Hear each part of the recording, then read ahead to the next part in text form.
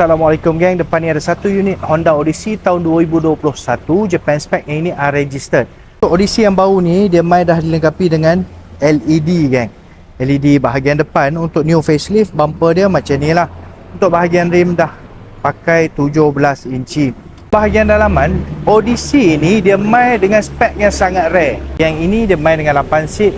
Untuk warna seat ni tak payah nak risau tuan-puan sebab dia adalah cover sahaja. Jadi di bahagian dalam tu masih ada seat original, kita boleh buka. Untuk bahagian pintu kiri kanan dilengkapi dengan dual power door dan paling best dia boleh pakai sensor sahaja.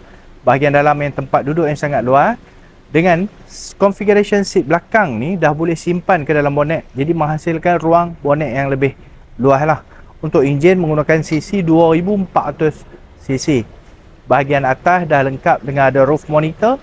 Bahagian dashboard yang sangat cantik dan kemas. Kalau kata tengah mencari Honda Odyssey, Helmi ada stok. 7 seater pun ada, 8 seater pun ada. Jadi boleh Roger Helmi untuk harga dia sekitar 160,000 lebih dan ke atas. Roger Helmi dekat bio ataupun komen kat bawah untuk support. Follow for more cast. Assalamualaikum.